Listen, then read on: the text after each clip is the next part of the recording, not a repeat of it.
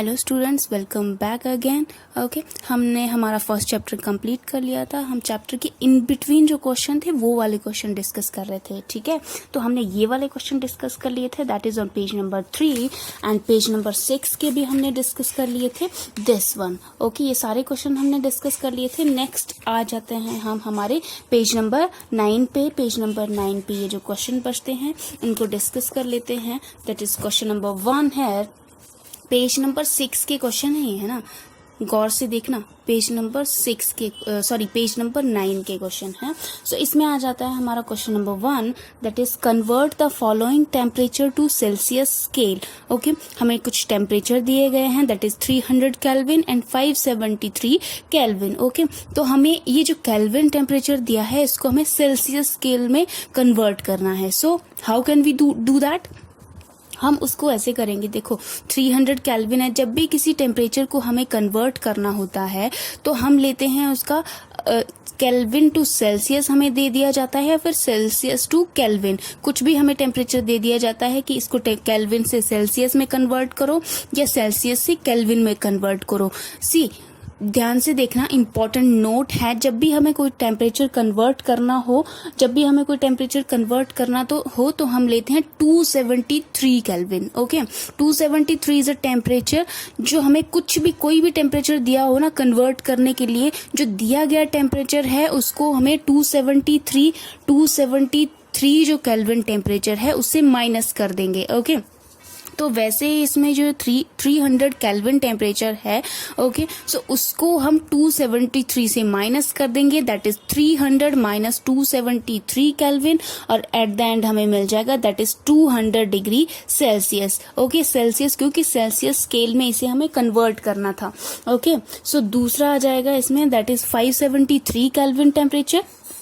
तो 573 सेम 273 से उसको माइनस कर देंगे and at the end minus करके हमें मिल जाएगा 300, that is 300 degree Celsius. Complete है पहला क्वेश्चन, क्लियर है? ओके, सी फिर से देख लो, किसी को कोई डाउट होगा, किसी भी टेम्परेचर को हमें किसी भी जैसे सेल्सियस में कन्वर्ट करना हो या केल्विन में कन्वर्ट करना हो, जो दिया गया टेम्परेचर है उसको सिंपल 273 से माइनस करना है, that's it. Okay, second question आ जाता है हमारे पास, what is the physical state of water at 250 degree Celsius and 100 degree Celsius. ये दो टेम्परेचर दिए गए हैं, हमें फिजिकल स्टेट बतानी है उसकी, कि वो सॉलिड रहेगा, गैस रहेगा, या फिर लिक्विड, स्टिल सेम रहेगा लिक्विड फॉर्म में। कौन कौन से टेम्परेचर पे, that is 250 degree and 100 degree Celsius. Clear है? अब चैप्टर में हमने क्या देखा था, जो बॉइलिंग टेम्परेचर है वाटर का, जब वाटर बॉयल होने लगता है, that is 100 degree Celsius. Discuss किया था ना हमने। अगर आपने लेक्चर्स नहीं देखे हैं, पहले चैप्टर के लेक्चर्स देखिएगा, तभी ये क्वेश्चन समझ में आएंगे।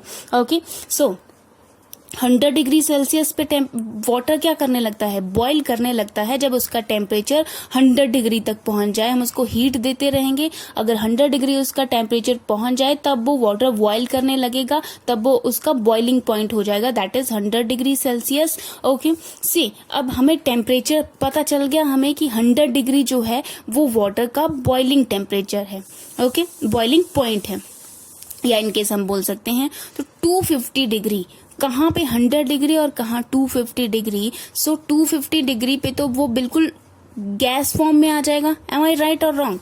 100 डिग्री पे बॉईल करने लगेगा, और 150 डिग्री हमने अगर और बढ़ा दिया, 150 डिग्री और उसको टेम्परेचर इंक्रीज कर दिया, तो वो बॉईल होने के बजाय गैसियस फॉर्म में आ जाएगा, है ना, आ जाएगा ना गैसियस फॉर्म में। और 250 डिग्री की तो हमने बात कर ली, 250 degree is much higher temperature for water.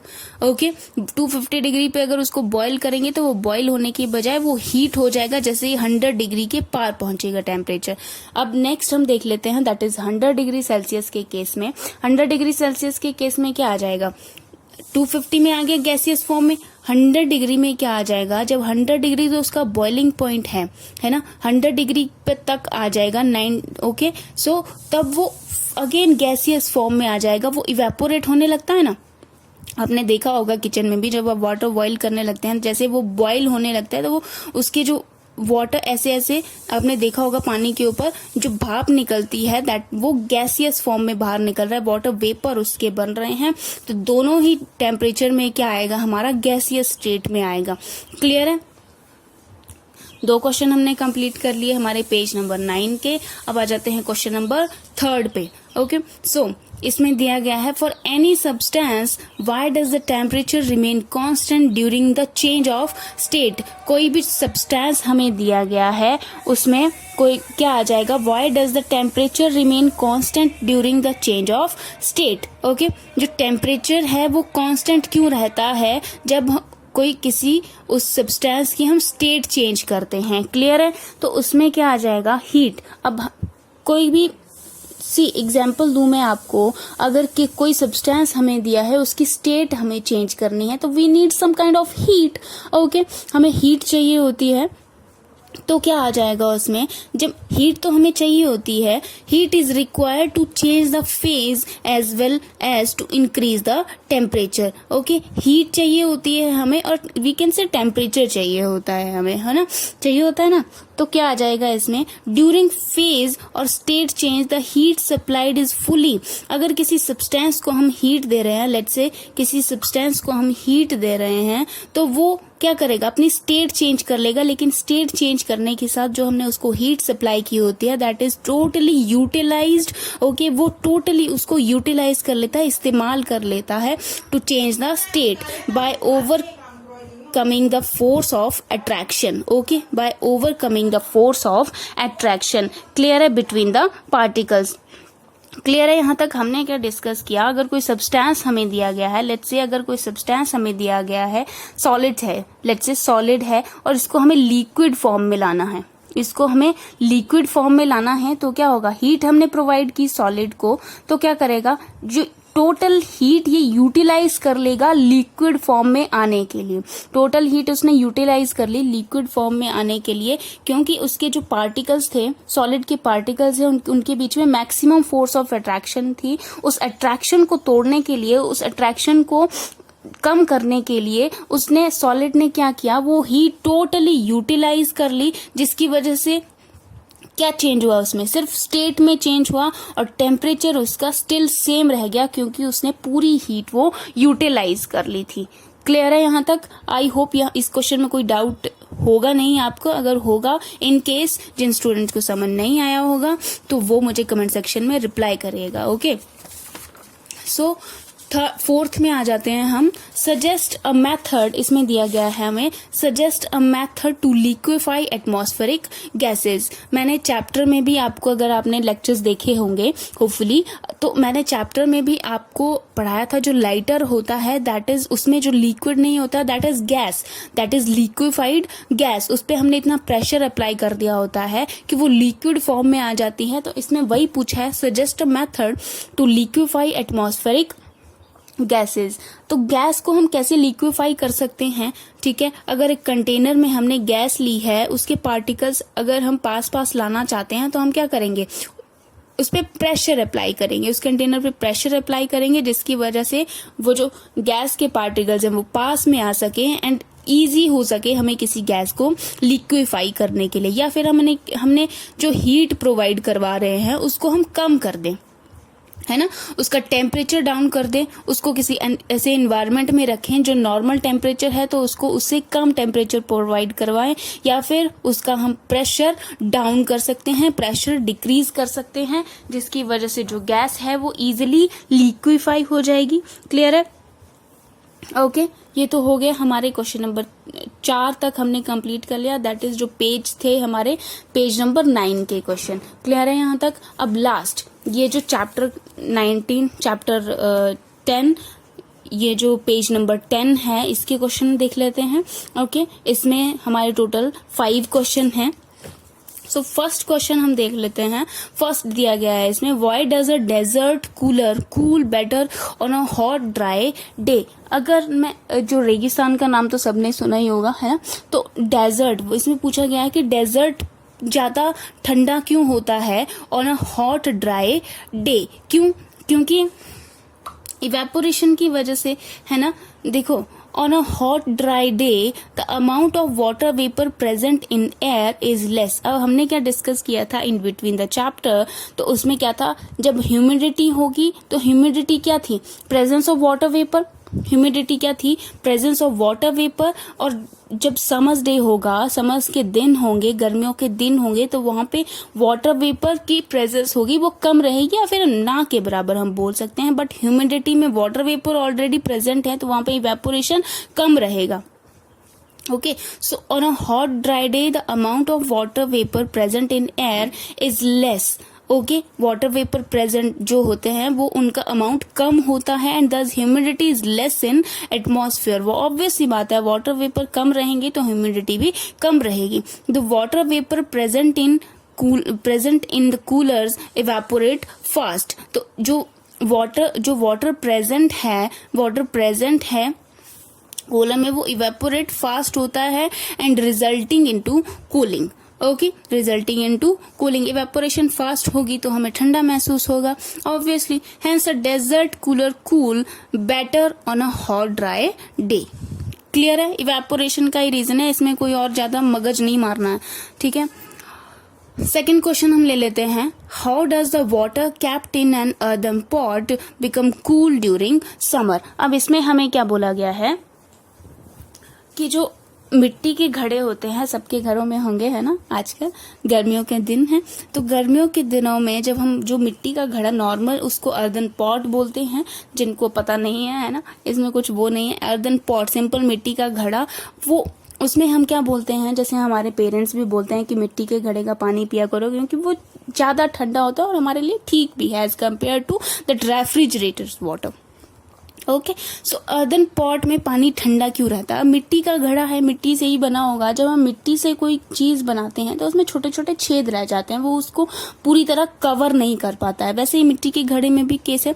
The earthen pot is made up from mud particles and दस हैव मैनी स्मॉल होल्स। जब हम मिट्टी के घड़े से मिट्टी का घड़ा बनाएंगे तो उसमें स्मॉल होल्स बच जाएंगे, जिसकी वजह से water seeps out through them, जिसकी वजह से पानी इजीली क्या हो सकता है, इजीली इवेपोरेट हो सकता है from the surface of the pot. Evaporation होगा तो हमें क्या मिलेगा, ऑब्वियसली ठंडा पानी मिलेगा, क्योंकि evaporation leads to cooling as you discussed in chapter, जो हमारा लास्ट लेक्चर था, जब हमने डिस्कस किया था कि इवेपोरेशन कूलिंग क्यों कॉज करती है ना। The energy needed for evaporation is taken from water kept in earthen pot. As a result, water kept in earthen pot become cool. Okay, इसमें क्या आ जाएगा, जैसे ही इवेपोरेशन अकर होगा इन समर सीजन, तो जो वाटर है, जो वाटर इवेपोरेट होगा, वो क्या करेगा, एनर्जी लेगा सराउंडिंग से इवेपोरेट होने के लिए, और क्या रिजल्ट करेगा, कूलिंग इफेक्ट देगा, जिसकी वजह से हमें ठंडा पानी मिलता है। हम ठंडा ठंडा पानी पीते हैं घड़े का, है ना। ओके, तो ये आ गया हमारा कौन सा, क्वेश्चन नंबर 2। अब नेक्स्ट डिस्कस कर लेते हैं, दैट इज कौन सा क्वेश्चन है हमारा, that is question number 3। Why does our palm feel cold when we put some acetone और पेट्रोल और परफ्यूम ऑन इट। हम चैप्टर में भी हमने डिस्कस किया है, ये सारे क्वेश्चन हमने चैप्टर में डिस्कस किए थे। ओके, सो इसमें क्या देखते हैं हम सेकंड क्वेश्चन में थर्ड क्वेश्चन में, कि जब हम अपने हाथ पे या पाम पे हम एसीटोन डालेंगे, एसीटोन इज जो नेल पेंट रिमूवर होता है, उसमें एसीटोन होता है। अगर किसी के घर में होगा तो अभी डाल के देखना अपने हाथ में। जब आप उसको अपने हाथ में डालते हैं ना स्टूडेंट्स, तो क्या होगा, तो वो इवेपोरेट हो जाएगा, लेकिन इवेपोरेट होने के साथ साथ जो हमारे हाथ में हीट है उसको भी साथ ले जाएगा, जिसकी वजह से हमें ठंडा फील होगा। क्लियर है। तो